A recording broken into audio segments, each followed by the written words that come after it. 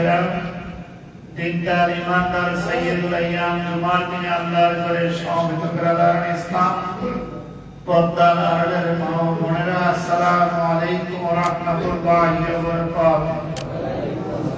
আল্লাহ রাব্বুল আলামিনের শাহী দরবারে অসংখ্য অগণিত শুকরিয়া আদায় করছি, যার একান্ত মেহেরবানিতে অশেষ অনুগ্রহে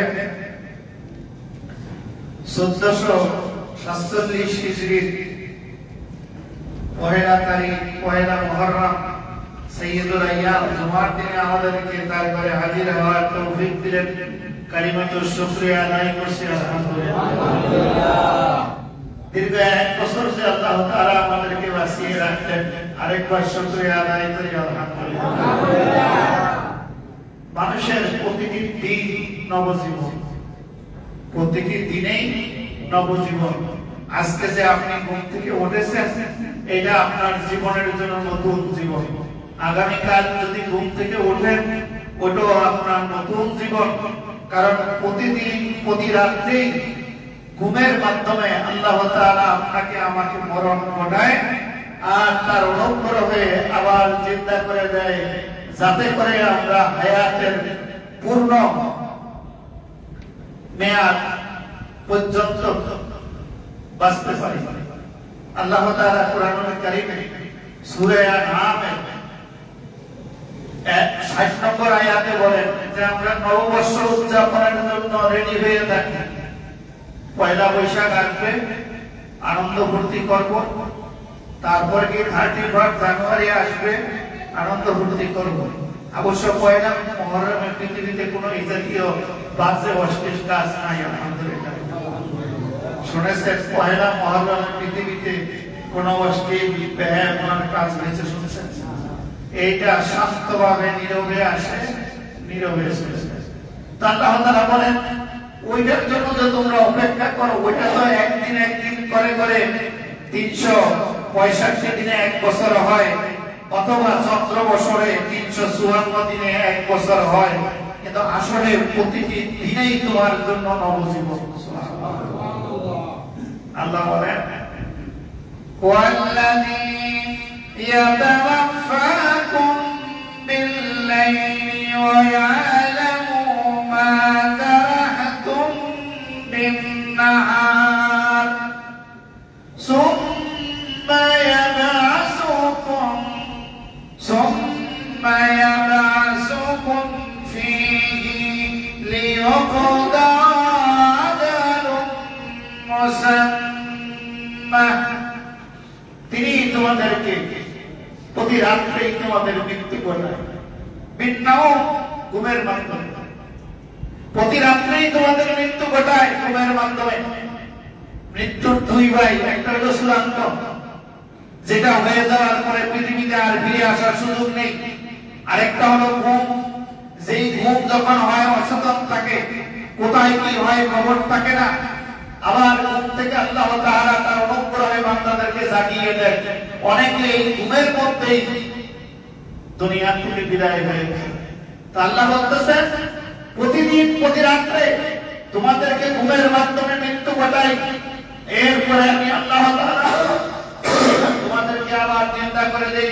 ওয়ায়ালামু মা জারাহতুম বিন-নাহার, আর তোমরা দিনের বেলায় কোথায় কি করো, কি খাও, কি পান করো, সব আমি আল্লাহ জানি। সুম্মা ইয়াবআসুকুম ফীহি লিয়াকদা আজালুম মুসাম্মা। ওই যে ঘুমের মাধ্যমে মরণের পরে আমি তোমাদেরকে আমার অনুগ্রহে যে আবার চিন্তা করে দেই, লিয়াকদা আজালুম মুসাম্মা, যাতে করে তোমার হায়াত পরিপূর্ণ করতে পারে। সুবহানাল্লাহ। এরপরে কি হবে? এরপরে কি তুমি জমিনে থাকতে যাবে না। সুম্মা ইলাইহি মারজিউকুম ফায়ুনাব্বিউকুম বিমা কুনতুম তা'মালুন। এরপরে তোমাকে চূড়ান্ত মৃত্যুর মাধ্যমে আবার আমার কাছে ফিরাইয়া নিয়ে আসবো। ফায়ুনাব্বিউকুম বিমা কুনতুম তা'মালুন, তখন তুমি জানতে পারবে গোটা জিন্দেগিতে কি আমল করেছিলে। এই জন্য মরণের ঘুমের দোয়া কি জানেন? জানেন কি? আল্লাহুম্মা বলেন বিসমিকা আমুতু ওয়া আহইয়া, আয় আল্লাহ তোমার নামেই মরে গেলাম, ওয়া আহইয়া আবার তুমি মরার পরে জিন্দা করে দিও, তোমার নামেই ঘুমিয়ে গেলাম, ঘুম নামক মরণে আচ্ছাদিত হলাম, আর এরপরে তুমি আবার আমাকে জাগ্রত করে দিও। এই জন্য ঘুম থেকে ওঠার পরে বিশ্বনবী বলেন তুমি দোয়া করো আলহামদুলিল্লাহিল্লাযী আহইয়ানা বা'দা মা আমাতানা ওয়া ইলাইহিন নুশুর। সীমাহীন তারিফ ও প্রশংসা সেই মহান আল্লাহর জন্য যিনি আমি ঘুমের মাধ্যমে মরে গিয়েছিলাম, এরপরে তিনি আমাকে জিন্দা করে দিয়েছেন, ওয়া ইলাইহিন নুশুর, অবশেষে চূড়ান্তভাবে আমাকে তার কাছেই ফিরে যেতে হবে। হবে কি না? এই জন্য মরার পরে যদি মৃত্যু সংবাদ শুনি আমরা কি বলব? যদি আমার দুশ্মন হয়, আমার মতাদর্শে না হয়, আমার দলের লোক না হয়, তাহলে বলবো আলহামদুলিল্লাহ। আর যদি মতের লোক হয়, দলের লোক হয়, তাহলে বলবো ইন্না লিল্লাহি ওয়া ইন্না ইলাইহি রাজিউন। আরে মরার পরে কি দল আর বেদল আছে?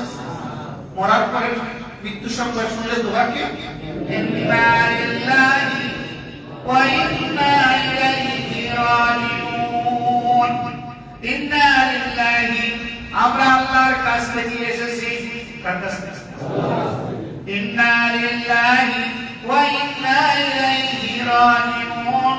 আল্লাহর কাছ থেকে এসেছি, আবার আমাদেরকে আল্লাহর কাছেই ফিরে যেতে হবে। ঠিক কি না? থাকতে পারবো না ক্ষমতা দিয়া, সম্পদ দিয়া, সন্তান দিয়া, অ্যাটম বোম দিয়া? না না, থাকতে পারবেন না। থাকতে পারবেন না, থাকতে পারবেন না যদি আপনি, কারণ আপনার আমার মৃত্যু কখনো পিছন দিক থেকে আসে, সামনের দিক থেকে আসে, কোন দিক থেকে আসে? এটা আল্লাহ বলে, কে বলে? قُلْ إِنَّ الْمَوْتَ الَّذِي تَفِرُّونَ مِنْهُ فَإِنَّهُ مُلَاقِيكُمْ। আল্লাহ বলেন قُلْ إِنَّ الْمَوْتَ الَّذِي تَفِرُّونَ مِنْهُ فَإِنَّهُ مُلَاقِيكُمْ। তুমি যে মৃত্যু থেকে বাঁচার জন্য ফেরওয়ারি হয়ে ঘুরে বেড়াচ্ছো, ফাইন্নাহু মুলাকিকুম, ওই মৃত্যু তোমার সামনের দিক থেকে এসে মোলাকাত করবে। মৃত্যু থেকে বাঁচার কোনো সুযোগ নাই।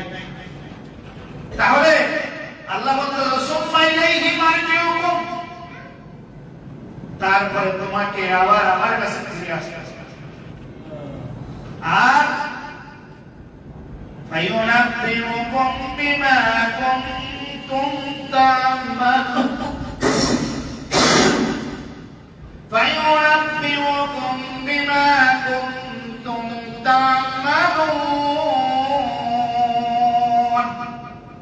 গোটা হায়াতে জিন্দেগীর মধ্যে কি আমল করেছো, কয়টা ভালো কাজ করেছো, কয়টা খারাপ কাজ করেছো, যারা যারা করে তোমার হিসাব বুঝিয়ে দেওয়া হবে।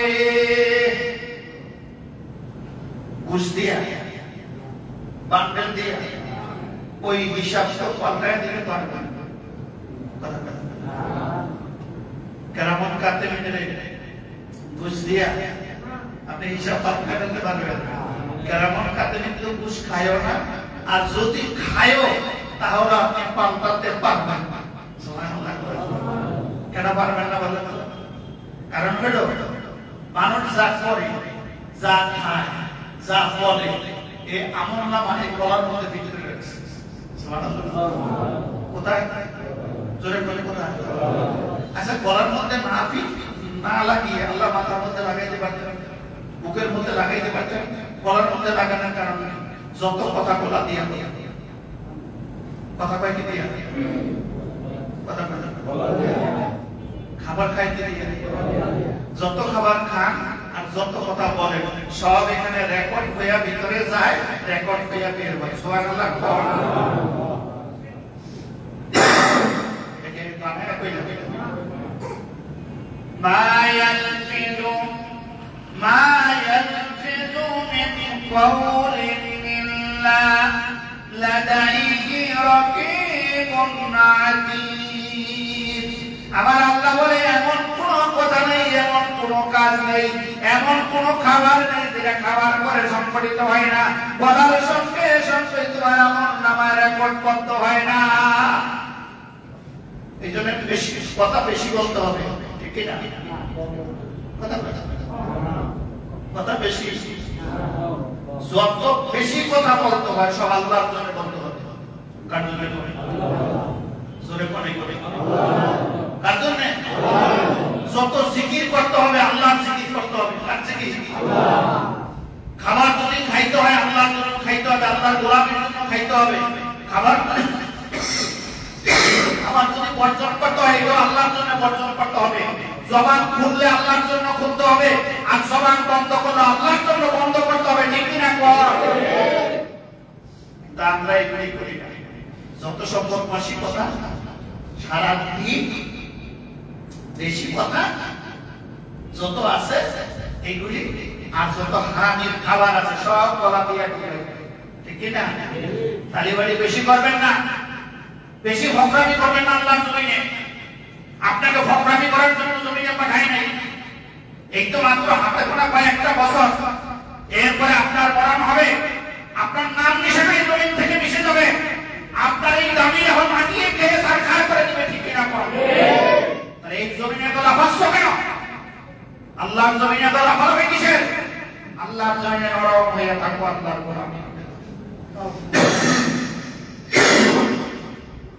তাহলে প্রতি রাত্রেই মৃত্যু ঘটায় আমার আল্লাহ ঘুমের মাধ্যমে। জিন্দা করে দেয় কে? আল্লাহ। এইভাবে একটা একটা করে বছর বছরের পর বছর চলে গেল,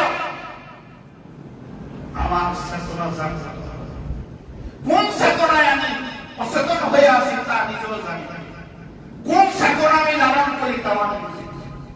ঠিক কিনা? খালি চেতনা, খালি চেতনা, চেতনায় সেতে, চেতনায় সেতে, চেতনায় সেতে, চেতনায় সেতে। তোমার যে মরণ হবে এই চেতনা তো তোমার মধ্যে নাই। তুমি শিশু ছিলে, কথা বলতে পারো না, আল্লাহ তোমাকে কথা বলা শিক্ষা দিয়েছে। ঠিক কিনা? মুখে দাঁত ছিল না, দাঁত তো দিয়েছে। মাথায় নাকে মুখে দাড়ি গোঁফ ছিল না, এগুলি গজিয়েছে। সুটাম দেহের অধিকারী ছিল, বুড়া হয়ে গেছে।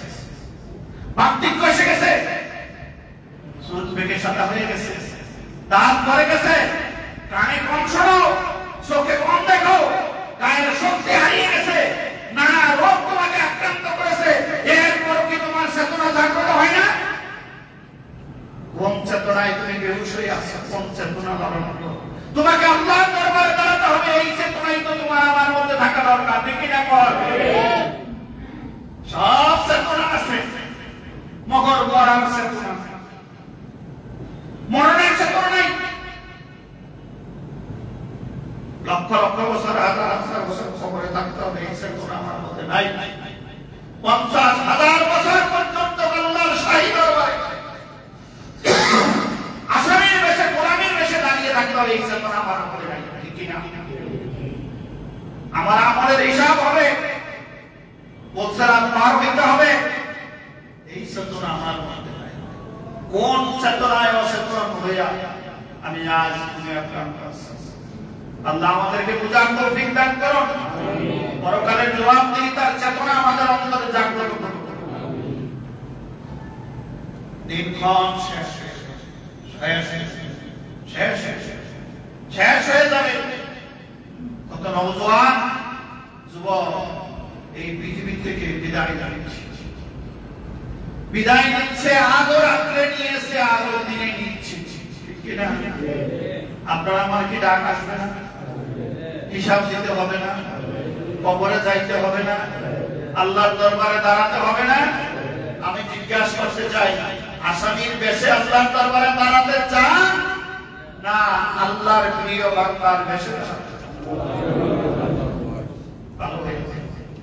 ভালো হয়ে যান। সব চেতনা ছুঁড়ে ফেলে, সব চেতনা ছুঁড়ে ফেলে মৃত্যুর চেতনা জাগ্রত করেন, আল্লাহর গোলামীর চেতনা জাগ্রত করেন, আল্লাহ শাহী দরবারে দাঁড়াতে হবে এই চেতনা জাগ্রত করেন। কামিয়াব হয়ে যাবেন, কামিয়াব হয়ে যাবেন। ঠিক কিনা? আর এদেশে যারা চেতনার ফেরিওয়ালা তাদের চেতনা আমরা দেখছি।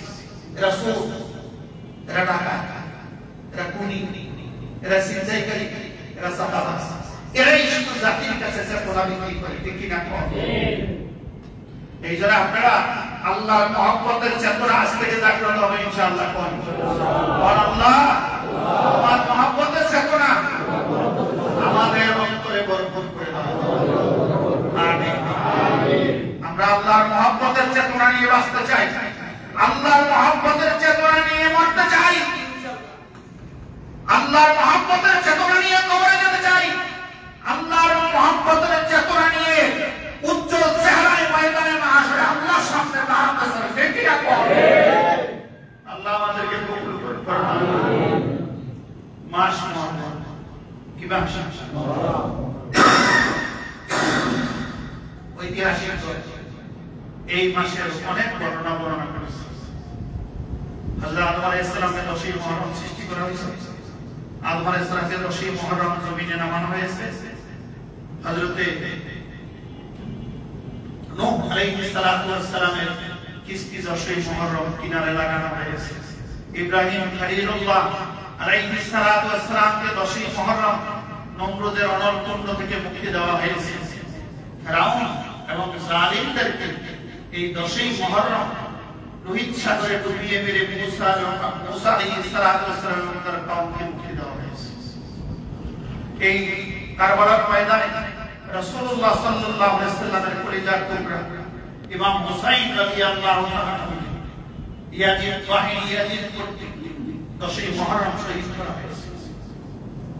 অনেক ঘটনার মধ্যে শুধু আজকে আলোচনা করব ফিরআউনের তার ঘটনা বলব। দুনিয়ার সমস্ত রাজনীতিবিদদের জন্য, সব নেতাদের জন্য, সব শাসকদের জন্য ফিরআউন হলো মডেল। ফিরআউন মডেল ফিরআউন হলো রাষ্ট্রীয় পোস্ট। আরেকটা কথা বোঝা গেল, পৃথিবীর মধ্যে যত স্বৈরাচারী ক্ষমতাধর জালিম যারা এই পৃথিবীর মধ্যে বিপর্যয় সৃষ্টি করেছে, বিনা বিচারে মানুষ খুন করেছে, মানুষ হত্যা করেছে, বিনা বিচারে জনগণের উপরে স্টিমরোলার চালিয়ে ওই রাষ্ট্রের মানবতাকে বিধ্বস্ত করেছে, এরকম সমস্ত বড় বড় স্বৈরাচারী জালেমদেরকে আল্লাহ দুর্বল প্রাণী দিয়া, দুর্বল শক্তি দিয়া পৃথিবীর থেকে হালাক করে দিয়েছে। সুবহানাল্লাহ। এই গোটা পৃথিবী 4 জন শাসন করেছে, 2 জন কাফের, 2 জন মুসলমান। একজন ছিল নমরুদ। নমরুদ গোটা পৃথিবীর শাসক ছিল। আরেকজন ছিল বক্তে নসর। আর মুসলমানদের মধ্যে একজন ছিলেন বাদশা সুলাইমান আলাইহিস সালাম, আরেকজন ছিলেন জুলকারনাইন। সূরা কাহফের কথা বলেন, 4 জন গোটা পৃথিবী শাসন করেছে। এই নমরুদ দরাকে সরা জ্ঞান বানাইছে। আল্লাহ তাআলা সবচেয়ে দুর্বল প্রাণী, সবচেয়ে ছোট প্রাণী মশা দিয়া নমরুদকে পৃথিবী থেকে আলাদা করে দিয়েছে। সুবহানাল্লাহ, সুবহানাল্লাহ। আচ্ছা, মশা কি কথা? মশা। এই মশার কামড় দিলে ডেঙ্গু হয়। যদি একটা ঠিক মতো সুমা দিতে পারে ডেঙ্গু মশা, তারে কারবার ফিনিশ। চিকনগুনিয়া হয়, হ্যাঁ, ম্যালেরিয়া হয়, নাকি না? আচ্ছা, নমরুদের আগে থেকে মশা। এই নমরুদ এমন কোন অপকর্ম নাই দুনিয়াতে করে। এবং নমরুদ হযরত নূহ আলাইহিস সালামের নাতির করে নূহ আলাইহিস সালামের 14 জেনারেশন, ইব্রাহিম আলাইহিস সালাম নূহ আলাইহিস সালামের 7ম জেনারেশন।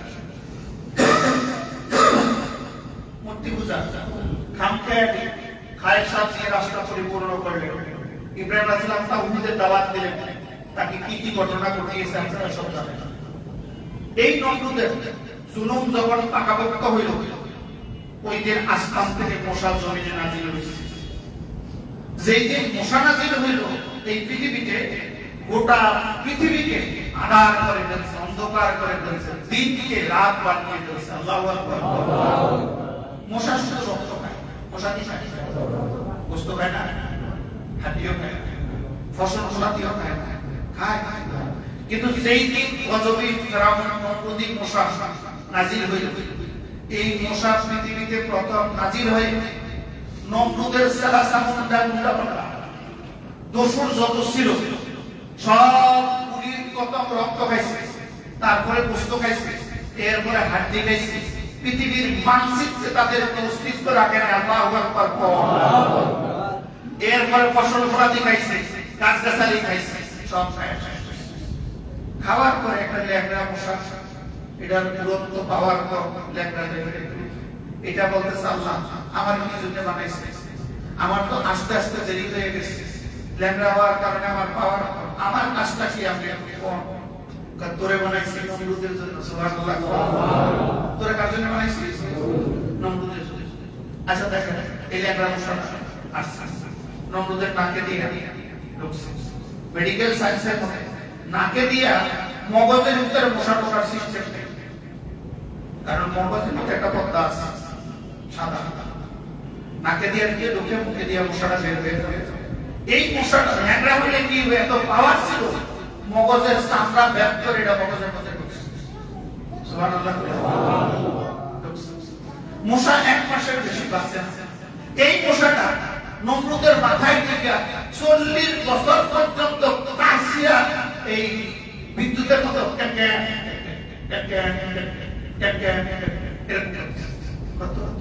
এক মাসের বেশি বাঁচে। এটা 40 বছর পর্যন্ত নমরুদের মতো কামড় দেয়, তখন আবার পিটাই দিলাম মগজের মধ্যে পিটাই দেয়, ওইটা শান্ত থাকে। পিটানি বন্ধ করলে ওর চেতনা জাগ্রত করে। চেতনা হইতে বুঝলেন না, একটু আগে চেতনার কথা কইলাম, এটা হলো চেতনায় মশা, মশার চেতনা জাগ্রত।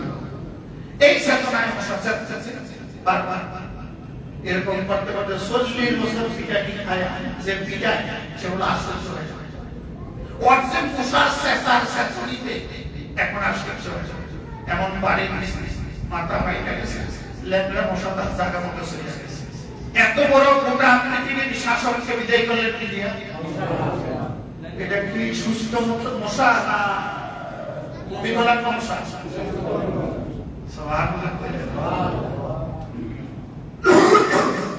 এরপরে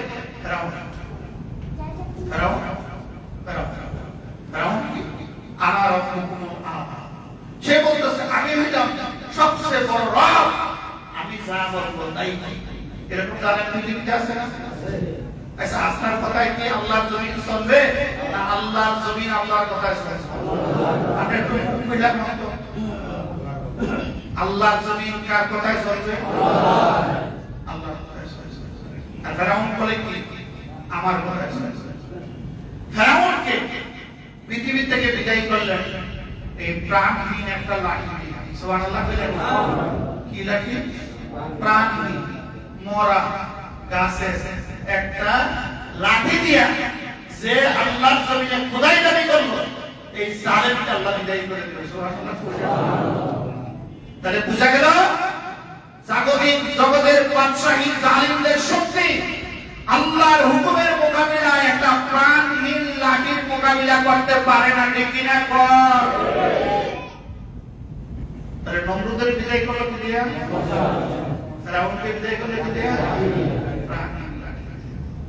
আর বিশ্বাস কারণ পৃথিবীর সবচেয়ে বড় শিল্পপতি আল্লাহ কুরআনুল কারীমে বলছেন, তার এত সম্পদ ছিল, গোডাউনের চাবিগুলি বহন করতে 300 বেশি উট লাগতো।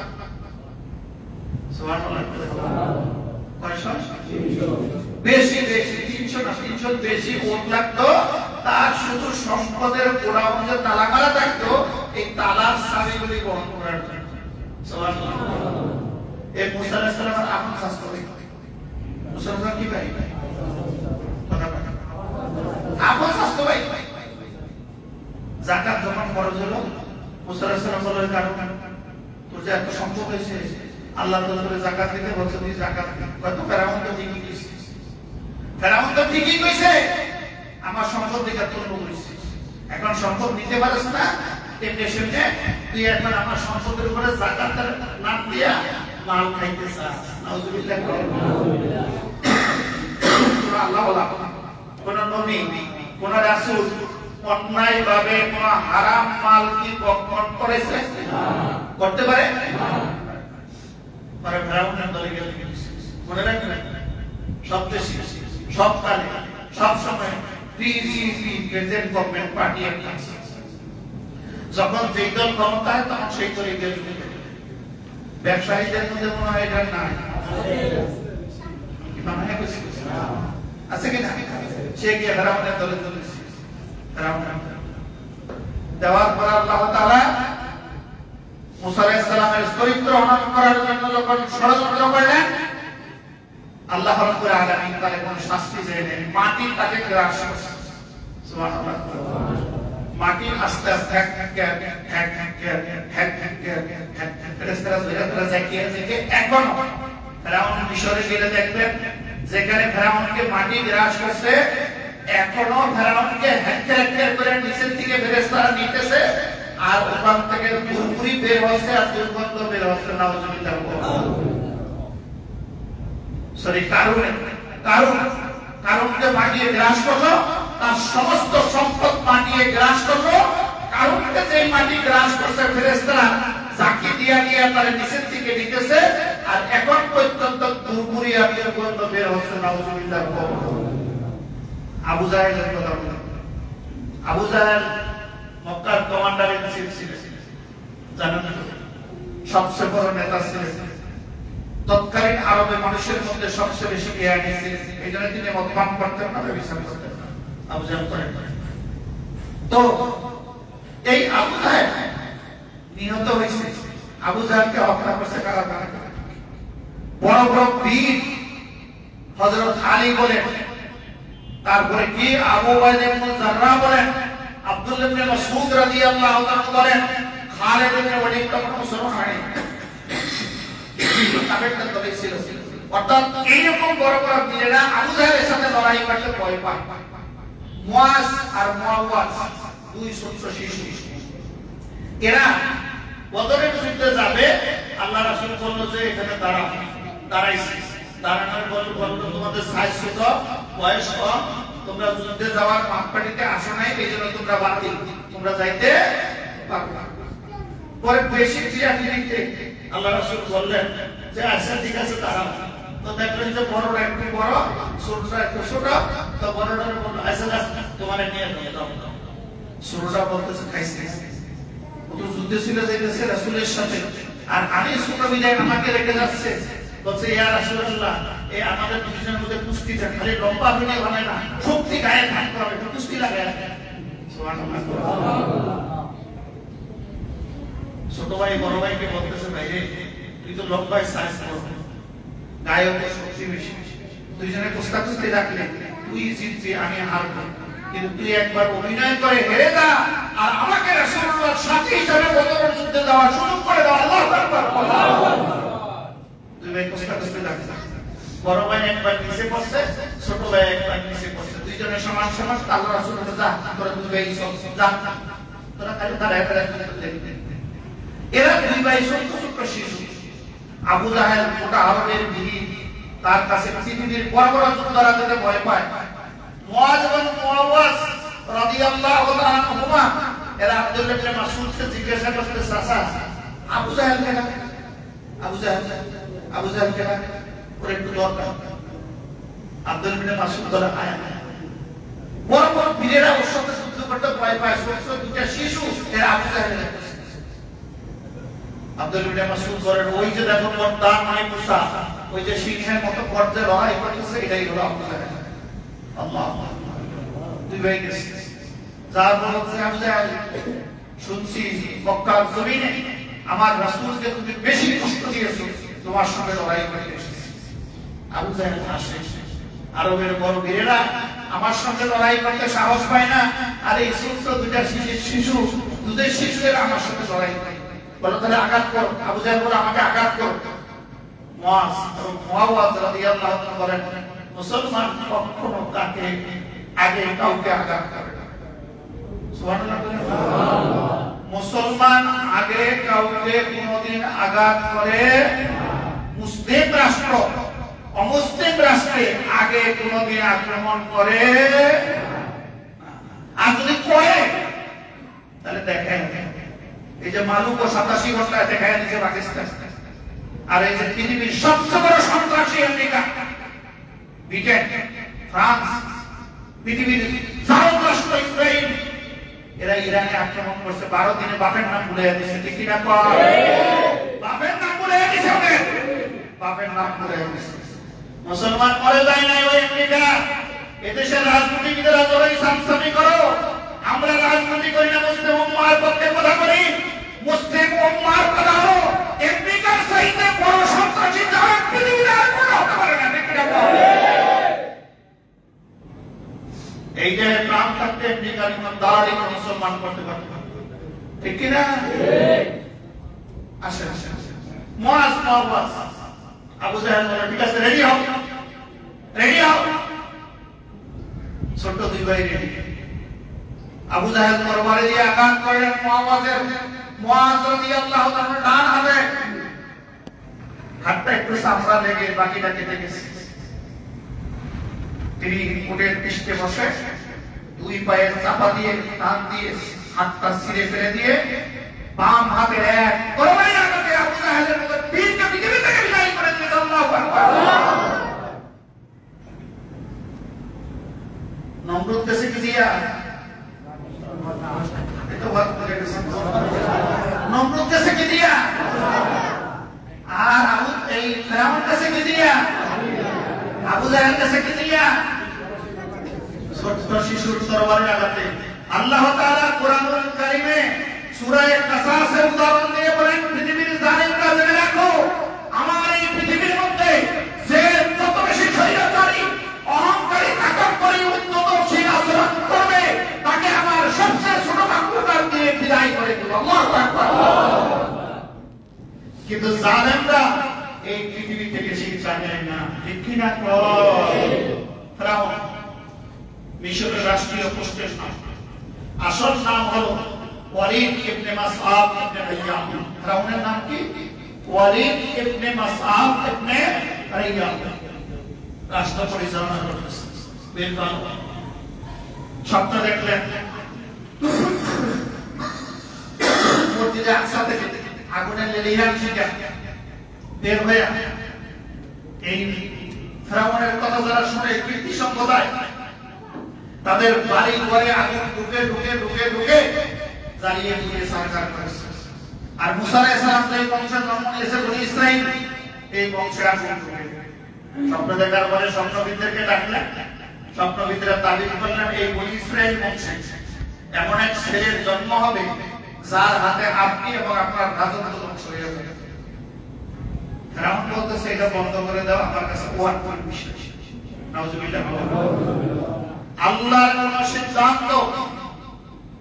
আল্লাহর কোন সিদ্ধান্ত পরিবর্তন করার ক্ষমতা পৃথিবীর কেউ রাখে না। ঠিক কিনা কয়?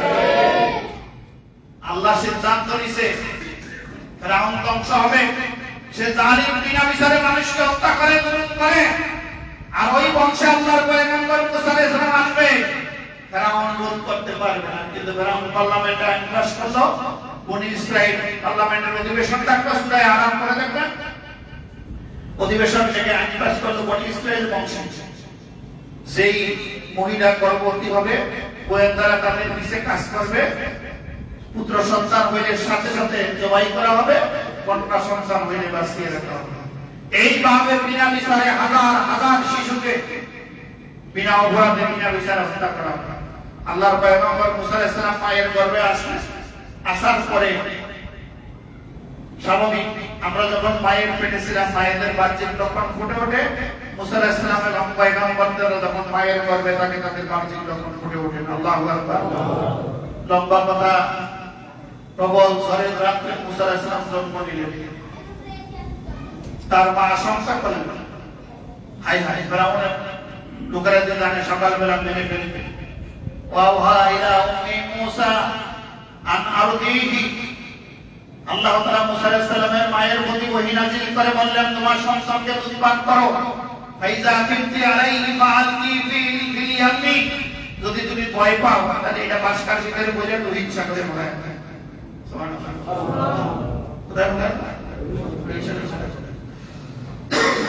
ফালা তাকাফি ওয়ালা তাহজানি ইন্না রাদুহু ইলাইহি ওয়া জাইলুহু মিনাল মুরসালিন, তুমি চিন্তা করিও না, ভয় করিও না, তোমার সন্তান আবার তোমার কোলেই ফিরে যাবে। সুবহানাল্লাহ। আল্লাহ তাআলা শুনিয়েছেন মুসা আলাইহিস সালামের মা রাতে কইরা বসে, মায়েদের স্বভাব হলো বাচ্চা যতক্ষণ কাছে থাকে ততক্ষণ তারা শান্ত থাকে, বাচ্চা যখন দূরে চলে যায় মায়েরা বাচ্চার মহব্বতে পাগল করা হয়ে যায়। অনেক লম্বা কথা সূরা কাসাসে আপনারা পড়বেন, সূরা তাহাতে আপনারা পড়বেন, সূরা আরাফে আপনারা পড়বেন। তোমার দিন আমার এত সময় নেই। সর্বোপরি মুসা আলাইহিস সালাম ফেরাউন ঘুরে নিল, তারপরে দাঁড়িয়ে বাড়িতে হইল, রাষ্ট্র পরিচালনার জ্ঞান তিনি অর্জন করলেন, কিভাবে মানুষের প্রতি জুলুম করে তিনি সহযোগী অবলম্বন করলেন। মনে রাখবেন সব সময় কথা বলেছি, আর সরকারি লোকের আমার প্রতি গালি কাটবে। সরকারি দল সব সময় জনগণের প্রতি জুলুম করে, যারা পাওয়ারে থাকে তারাই জুলুম করে, যারা পাওয়ারে থাকে না তারা জুলুম করে না। আপনারা কি রাগ করছেন? তো ফেরাউনের গুন্ডা বনি ইসরায়েলের লোকের প্রতি অত্যাচার করছে। মুসা আলাইহিস সালাম রাস্তা দিয়ে হাঁটতেছে, মুসা আলাইহিস সালাম বলতেছে ভাই দেখেন তো খামা খাওয়া আমার মারতেছে। তো মুসা আলাইহিস সালাম নবী, তার গায়ে যে শক্তি, এক একজন নবীর শরীরে দুনিয়ার শক্তিশালী 4000 যুবকের শক্তি থাকে। 4000 লেভেন্টিশ মার্কা যুবক, শক্তিশালী যুবক 4000 শক্তি। এটা মুসা আলাইহিস সালাম নিজেও জানে না। তো মারামারি করতেছে, বলতে যাই বেটা থাক, এই যে ধাক্কা দিছে এটা কয়েকটা পটনে কে করে আমরা আল্লাহ মুসা আলাইহিস সালাম হায় হায় আল্লাহ কি হইল, আমি তো ওরে সরাইয়া দিলাম, ও তো পড়ে পড়ে গেছে, আমার গায়ে যে এত শক্তি আমি তো জানি না। সুবহানাল্লাহ। মুসা আলাইহিস সালাম তার হুলিয়া জারি করা, তিনি মাদায়েনে চলে গেলেন, শুআয়ব আলাইহিস সালামের কন্যা সন্তানকে বিয়ে করলেন, বিয়ে করে আবার 10 বছর ধরে মিশরের উদ্দেশ্যে ফিরে আসলেন। ফেরাউনকে আল্লাহ তাআলা কি জন্য ধ্বংস করেছে সূরা কাসাস আল্লাহ তাআলা বিস্তারিত আলোচনা করেছে, আপনারা পড়েন না ধারাবাহিক। তারপরে কথা বলি, আল্লাহ তাআলা বলেছে ফেরাউনকে কেন ধ্বংস করলাম? ইন্না ফিরাউনা লা ফিল আরদ, ফেরাউন যখন মসনদে বসে, মিশরের ক্ষমতায় বসেছে, বসে সে অহংকারী হয়ে গেছে। নাউযুবিল্লাহ। তাহলে যারা শাসক গোষ্ঠী ক্ষমতা পাওয়ার পরে আল্লাহর শুকরিয়া আদায় করে ফলবান বৃক্ষের মতো তারা নিয়ে করবে, এটা চায় আমার আমল। আল্লাহ বলেন এটাই করে, ঠিক কি না? অহংকারীরা যখন মসনদে বসে তখন অহংকারী হয়ে ওঠে, পাইছি বাপদান সন্তুষ্টি পায় নাই, যা আছে কম, একদম সিরা সব খাওয়া লাগবো, রাস্তার ইটালা ভিজা খাওয়া লাগবো, পাথর সব খাওয়া লাগবো, আলু সব খাওয়া লাগবো, আর বস্তা নিতে এরকম নয় নাই দুনিয়া আছে কি না? ওদের রক্ত হারাম, যারা রাষ্ট্রের পয়সা চুরি করে খায়, ইটা বালু খায়, গম খায় চুরি করে, এদের রক্ত হারাম, এদের মাংস হারাম, এদের বাড়িঘর হারাম, এদের পোশাক হারাম, এদের কথাবার্তা হারাম, এদের আচার আচরণ হারাম, এদের সাথে সম্পর্ক রাখো হারাম। তাহলে ফেরাউন কি করলো? ইন্না ফিরাউনা লা ফিল আরদ, ক্ষমতা পাইল অহংকারী হয়ে গেল। তাহলে বুঝা গেল ক্ষমতা পাইলে অহংকারী হওয়া যাবে না, ঠিক কি না? দুই নম্বরে কি করলো? ওয়াজালা আলাহা শিয়া, জাতিকে দুই ভাগে বিভক্ত করলো, একটা ফেরাউনের পক্ষে, একটা ফেরাউনের বিপক্ষে, একটা চেতনার পক্ষে আর একটা চেতনার বিপক্ষে। এটা মনে হয় নাই, খালি চেতনা, খালি চেতনা। এই চেতনায় গোটা জাতি অচেতন হয়ে গেছে, এরপর আমাদের চেতনা দিলে, ঠিক কিনা? জাতিকে দুই ভাগে বিভক্ত করলো। এই জন্য আল্লাহর কোরআন বলে কোন খতিব মসজিদের খতিব হওয়ার পরে, কোন ইমাম হওয়ার পরে, কোন মুয়াজ্জিন হওয়ার পরে, কোন এমপি হওয়ার পরে, চেয়ারম্যান হওয়ার পরে, মন্ত্রী হওয়ার পরে, প্রধানমন্ত্রী ক্ষমতা পাওয়ার পরে জাতিকে যদি দ্বিধা বিভক্ত করে তাহলে তাদের পতন অবশ্যম্ভাবী। ফেরাউনের সঙ্গে তাদের মোলাকাত হবে। তাহলে বোঝা গেল কোন দায়িত্ব থাকলে দলাদলি সৃষ্টি করা যাবে না, বরং যে দায়িত্ব থাকবে তার কাজ হলো অনৈক্য জাতিকে ঐক্যবদ্ধ করে রাখা। ঠিক কিনা? যদি ঐক্যবদ্ধ রাখা হয় ওই জাতি পৃথিবীর যে কোনো পরাশক্তির মোকাবিলা করতে পারে। সেটা ইরান দেখা, ঠিক কিনা? ইরানটা কি দলাদলি করছে? ইরানিরা ঐক্যবদ্ধ ছিল। ইরান কিন্তু ইসরায়েলের সাথে যুদ্ধ করে নাই। ইরান যুদ্ধ করেছে আমেরিকার সাথে, ব্রিটেনের সাথে, ফ্রান্সের সাথে, জার্মানির সাথে, আর ইসরায়েল হলো তাদের মুখপাত্র। ঠিক কিনা? অস্ত্র সরবরাহে দুনিয়ার শয়তানদেরকে যত ক্ষমতা দিচ্ছে। 4 নম্বরে কি করেছে? ইউযাব্বিহু আবনাহুম, বিনা বিচারে ফেরাউন বনি ইসরায়েলের পুত্র সন্তানদেরকে হত্যা করেছে। মনে রাখবেন, মসনদে বসে যদি কেউ বিনা বিচারে হত্যা করে, যিনি দায়িত্বে থাকবে তার কাজ হলো যে অপরাধ করে তার বিচার হবে। তার দায়িত্ব অপরাধ করলে, কিন্তু তিনি যদি বিনা বিচারে হত্যা করা উস্কে দেন তাহলে ফেরাউনের মতো তার পতন অবশ্যম্ভাবী। তার মোলাকাত ফেরাউনের সাথে। ওয়ায়াস্তাগী নিসাহুম, আর নারীদেরকে জিন্দা রাখতে হবে। নারীদের ক্ষমতা দিন দিন বাড়াইতে হবে। এটা মনে হয় নাই, শুধু নারীর ক্ষমতায়, নারীর ক্ষমতায়, নারীর ক্ষমতায়। আমি আপনাদেরকে বলি, যারা মুরব্বী ওনারা অনেকে বুঝেন না। এই আমাদের ইয়ং জেনারেশন, এরা তো মসজিদে বসে বসে মোবাইল টিপে আমার কথা যাচাই করতে পারে। এই জন্য ওয়াজ করা এখন কঠিন, আর এই জন্য অসত্য তথ্য দেওয়া যায় না। এই যে নারীকে যে আল্লাহ ক্ষমতা দিছে ওইটাই আপনি বাস্তবায়ন করেন, ঠিক কিনা? আর নারীর ক্ষমতায়ন করে আপনি কি করবেন? একটা পুরুষের হাট 300 গ্রাম, নারীর হাট হলো সর্বোচ্চ 200 গ্রাম। তাহলে কি আপনি সমাজ করে দিতে পারবেন? কথা বলেন। এটা কি কোনো সৃষ্টি করছে? এই পুরুষের হাট 300 গ্রাম, নারীর হাট 200 গ্রাম। পুরুষের গ্রেন পরে 49 আউন্স, নারীর সর্বোচ্চ গ্রেন 42 আউন্স।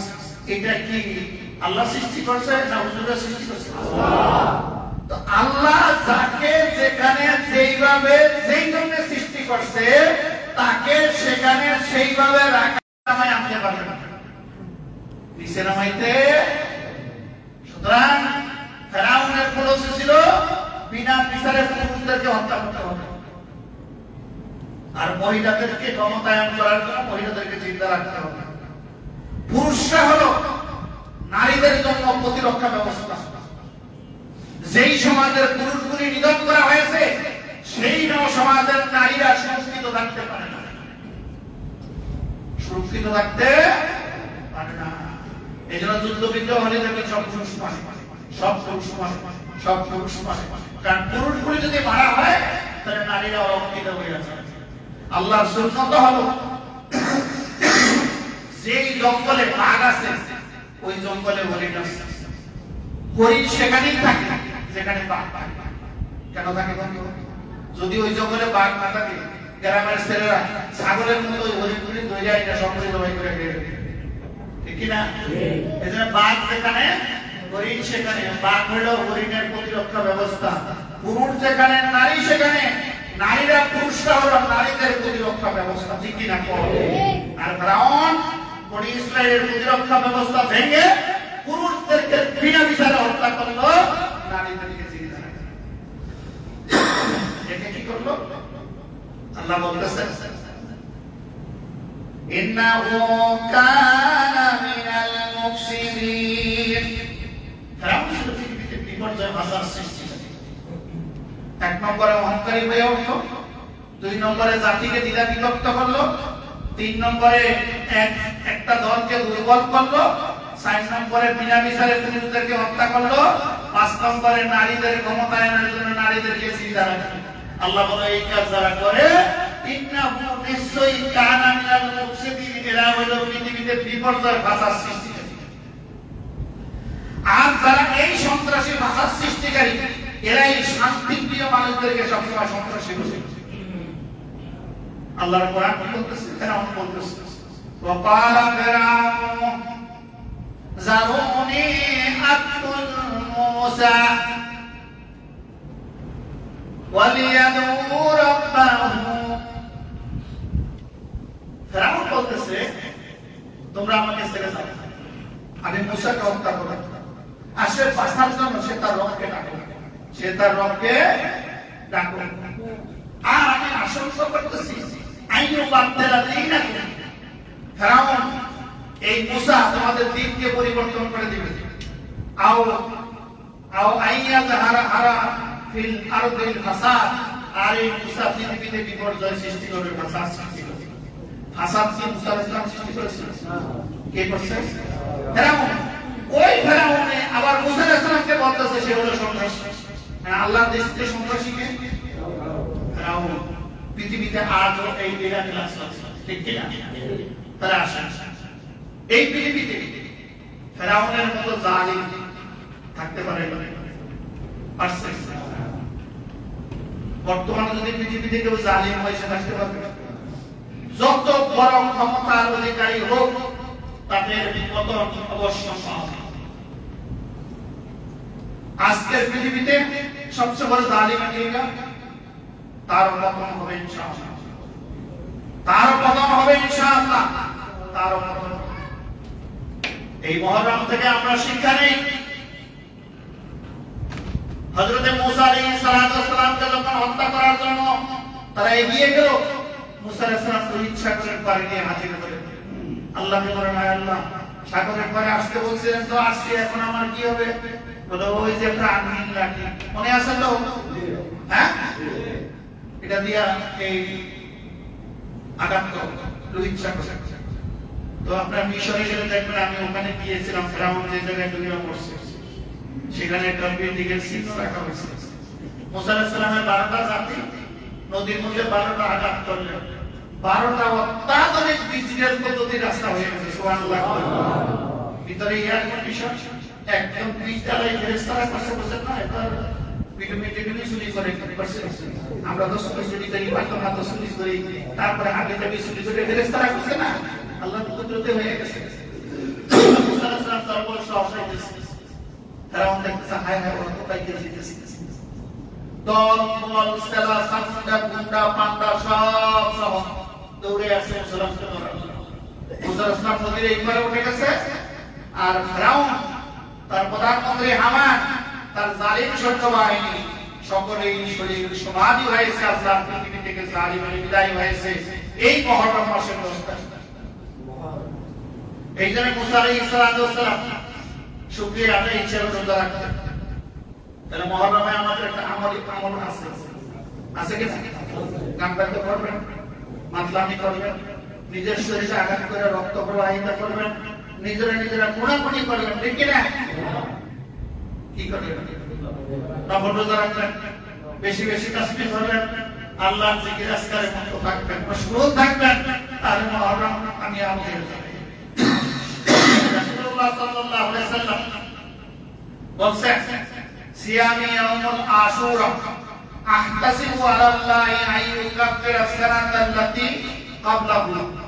যদি কেউ 10ই মুহররম রোজা রাখে তাহলে আল্লাহ তার পূর্বের 1 বছরের গুনাহ maaf করে দিবেন।